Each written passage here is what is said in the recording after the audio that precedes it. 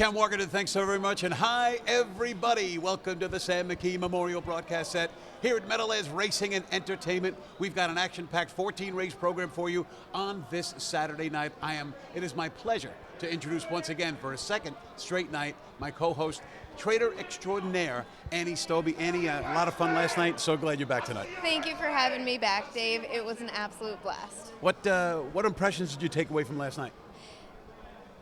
I'm glad I'm a trainer and not a handicapper professionally.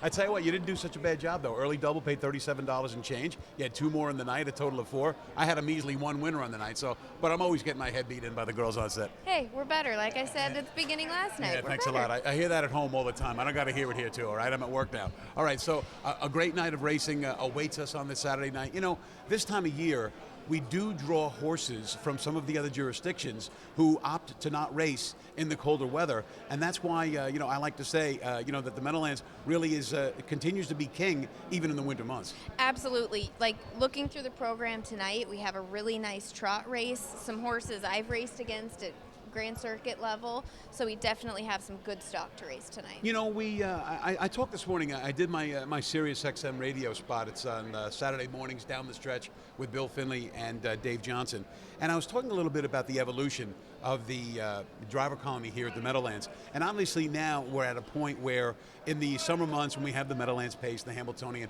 and all of the other litany of great stakes races that we have, then we have the Dexter Dunns and the Yannick Gingras and the Tim Tetrick's and the Dave Miller's Drive here. But now, in the winter months, those guys tend to take their vacations or they're off driving somewhere else if there is stakes racing anywhere else. But now we have a core of younger guys who have proven to be very reliable. They started to really show their stuff last year, and now guys like Johnny Ali, Braxton Boyd, Brett Beckwith, I think you're forgetting Mark Hirschberger Mark that had Hirschberger, 6 who's wins that? last night. Yeah, right, exactly. You know, Mark had 6 on the night, and in fact, Mark has made his way to second in the driver's standings here at the Meadowlands with 86 wins. This is a guy who's only been driving for about 2 years. So I think my point is that we've evolved into this new track with a new driver colony, but these guys now, they're on the tips of everybody's tongues, as it were, who come to the Meadowlands on a regular basis. Absolutely, and it's nice because those top drivers go so hard all spring, summer, and fall, so they need time to relax, regroup for next year, and it gives these young guns a chance to really shine, and we saw Mark do that last night. You know, I think that a couple of guys that I also want to mention, a couple of young guys who were basically at the stage that the big four, as it were last year. Patrick Ryder is somebody who's on the upswing, and another guy, Bradley Chisholm. So again, that list of 4 now expands to a field of 6, as it were. Well, and the nice thing is, come spring, these guys have been driving all winter long. They have experience, and they're going to get some better drives because of the work they're putting in. You know, that was really just the next point that I was going to make. Obviously, during the course of this year, Braxton Boyd got to drive Cam Capone's Madden Oaks. Yeah. The horse was a winner in the Meadowlands Pace, missed by about half an inch to Blueprint in the North America Cup. Let's see, Johnny Ali drove Busy Miss Lissy in the kindergarten final for Oka Svanstedt. Oka usually gets one of the big-name drivers, but he entrusted Johnny with Busy Miss Lizzie, and Johnny delivered in the kindergarten final. He did. He won the kindergarten final, and that's just another example of John, who's put in all the hard work, fully committed to driving full-time, and now he's getting paid off for it. You know, Brett Beckwith, obviously our leading driver at 22 years of age, the defending Dan Patch Rising Star of the Year. He got his toe in the water when it came to Grand Circuit racing, racing a horse for Tony Alagna by the name of Making History. And of course, Hirschberger, who hasn't had a lot of Grand Circuit drives just yet, but boy, you win 6 races on a card, become the only the third guy this year at the Meadowlands to win 6 on a card, and the company that he's keeping, Jason Bartlett and Yannick Gingras. Absolutely. He is crushing it. And this is his first year. He's full-time been a driver. Yeah, it really is crazy the way these guys have advanced. And like I said, I think it's much more important that they're now in the public eye here with the regulars at the Meadowlands. They're not going to look at the program and say, well, who the heck is this guy? Now they know that these are quality harness race drivers. Absolutely. So, all right, well, that's kind of a look at where we are right now at the Big M, and maybe a look at where some of the drivers are going, and hopefully they get some more opportunities on the Grand Circuit in the upcoming 2026 season. But for now, let's transition, and as Ken Wargenden mentioned, let's have night 2 of something we want to call, and do call, Ask Annie. Now, Annie is a trainer, obviously, of some great horses, most notably Diabolic Hill, who's going to be on the Hambletonian Trail next year, and Elista Hanover, who we're going to talk at length about in just about a couple of minutes. Those two horses arrived safely down in Kentucky yesterday? They did. They were all tucked in, happy to go out this morning and feeling good. All right, so no problem with the ship. Do you ever worry about that stuff? With those type of horses, you worry about everything. Right. So I was actually sitting here last night, and I got pictures and videos of them unloading and all tucked into their stalls. All right, good. All right. More on Elista Hanover in just a few minutes. Let's go to question number 1 of Ask Annie, and it comes from my good friend Stefan Ferrara. It says, as a trainer, is there anything unique that you do with your horses that you might consider different from other trainers? Yes, number one, I keep my numbers small because I believe every horse is an individual, and I don't try to fit a horse in a box. So if they need to train differently, different strategies, I'm okay with every horse in my barn needing something different and accommodating that. Well, what are some examples of something different, from horse A to horse B? Okay, so horse A does best when they're turned out for 3 hours before they jog. Horse B doesn't have a lot of energy if you turn them out before you jog. So black and white, I want to set them up to succeed every time they hit the track. So I want their schedule to have them the best, so I have the best horse to work with. Now, you told me last night that sometimes the female horses, they wait to be waited on. It's kind of like my cat at home. That the cat runs the house and me and Debbie just hang out there. So, but you told me that sometimes you have to cajole the female horses to do their work, whereas the males tend to not be that way. Oh, Elista is the diva of the entire barn. It was so quiet this morning. I definitely felt a little empty. And, she's the diva, and what Elista wants, she gets. Right. Well, and certainly after the season that she had, I would be inclined to do that. So, all right. So thanks very much to Stefan. Let's go to Kent Taylor, who says, I've noticed that some harness horses race with earplugs in. Why do they wear earplugs, and how can the drivers still talk or yell commands to them during the race if their ears are plugged? So when their ears are plugged, they don't hear much, but it's more of a tactical strategy. It's kind of like turning on the afterburners, or you need that last burst of speed by going from silent to all of a sudden loud. That's going to make that horse move forward and hopefully give you the burst you need wherever it is in the mile, if you're trying to clear to the front or trying to win the race at the end. But are there horses who might be scared by this all of a sudden move? There's all kinds of noise. Yes, absolutely. So me personally, I pop plugs training at home. I wait till I'm past the wire, pop the plugs, and see how they react. For me, some horses make a break, some horses absolutely take off, and so from that point I have an educated decision whether I want to race with them in or not. Right, so it really comes down to the same old thing, trial and error, doesn't it? Absolutely. All right, so let's move on to Chris Taylor. What new stallion are you excited about training his colts this year or a few years out? I actually got 2 Captain Corey colts in Lexington this year, and they're very nice. So I'm excited to see what they can do on the track for me this year. What are some of the characteristics about them that you like?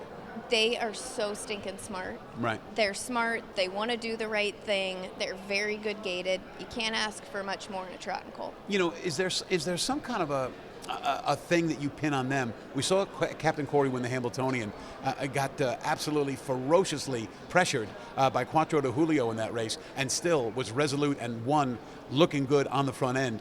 Do you kind of pinhole these horses as, well, I'm going to have to train them to be a speed horse, or is that still too early in the process to make that assumption? We're still way too early in the process for that. They're just learning to leapfrog, pass each other, and I don't even put a watch on until January. And when you put that watch on, is it a 3-minute mile? Is it a 2-minute, 30-minute mile? I mean, sometimes people hear that and they say, 2 minutes and 20 seconds, are you crazy? And you might say, that was fantastic.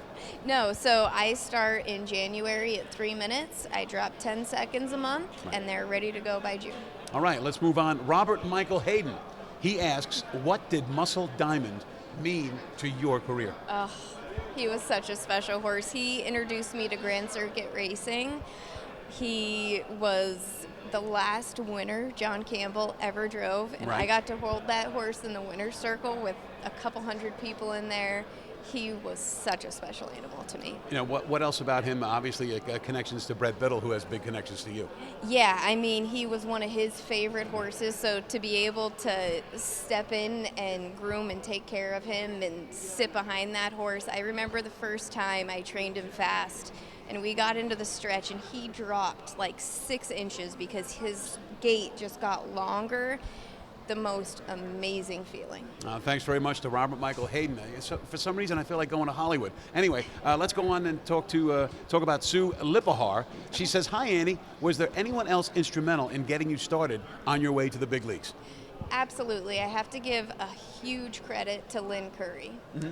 He got into the business, he chose me, and he's ended up with a couple superstars. The first one being Mimi Ocean Hanover, followed by Instagram model, and now Elista Hanover. Reflect a little bit about Instagram model, because winning the Hamiltonian Oaks, that must have been a real thrill. Well, she won the Jim Doherty. Oh, I'm sorry, that's right.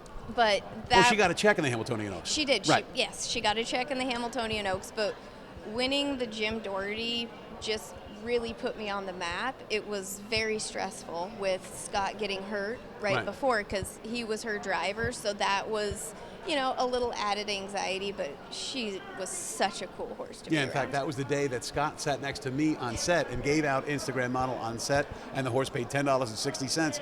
Somebody else who crushes me in handicapping.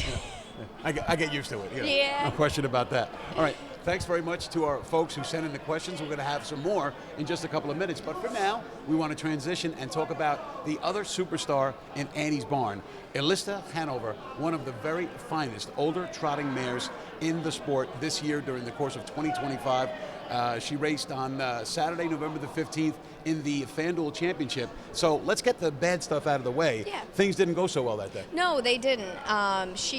The second the gate sprung, I was like, something's not right. So got her home, had her checked over head to toe, completely sound. Her feet were a little bit sore, so that's something we'll work on while she's turned out. And now she's getting healthy, getting fat, and going to be ready for next year. All right, let's turn the clock back to the summer, late August, and the girl power. And here is Elista Hanover polishing off one of her big victories on the season.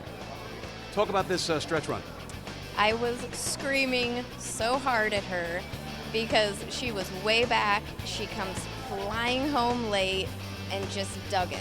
Now, that was the race where Dave sat a 3-hole and then kind of swerved to the center of the track. And you told me in the post-race interview that she kept saying to Dave, "Come on, I want to go, I want to go, I want to go." Like I said, she's very opinionated. Right. So when she's on the track and she's pulling herself, and then she was telling Dave, "It's go time," and she got the job done. All right, now about 6 weeks prior to that, at 1 1/8 miles, here's Elista racing on the front end in the Hamiltonian Maturity. Another tough group, obviously, but she prevails after leading most of the way. That race was one of my best wins I've ever had with a horse. Going sub 50, still finishing the race and winning by over a length. She made it amazing. Yeah, and she really showed us an awful lot of versatility, because and I made a lot to do about the fact that she showed speed that night, but obviously in the girl power she came from off the pace. So is that a testament to her experience that she can do it, either way? It's more versatility. Right. She's done so well because you can really do whatever you need to with her, and I mean, unless she decides that it's time to pull, she's listens to what the driver says. What is 2026? What do you have on her dance card? 2026 will be very similar to 2025, and we're going to use that to gauge to see what her future is. And what does that future entail? Are you thinking about maybe one day going overseas with this horse? It really depends. If she comes out in 2026 and crushes everything, that definitely wouldn't be off the playbook. We just are really going to listen to her. If she wants to race, she's going to keep racing. It took just 14 starts for Elista Hanover, a 4-year-old mare by International Money Evermore, to earn over $524,000. So that's a pretty nice payday. That's a very nice payday. So very nice. and hopefully there's another one. And it was a great division this year too with MM Stream and Warwick and Michelle. They were very, very formidable foes, weren't they? They were, and I spoke with Aki and Sarah after the race the other night, and Michelle is coming back too, so it'll be another year of dueling against her. All right, so that's a look back at Elista Hanover. Obviously, last night we took a look at Diabolic Hill, who is on the Hamiltonian Road already, so we're going to look for those horses once the weather gets back to warm next spring. Now, let's continue and ask Annie some more questions. Daniel Russo asks, do trotters race better without shoes?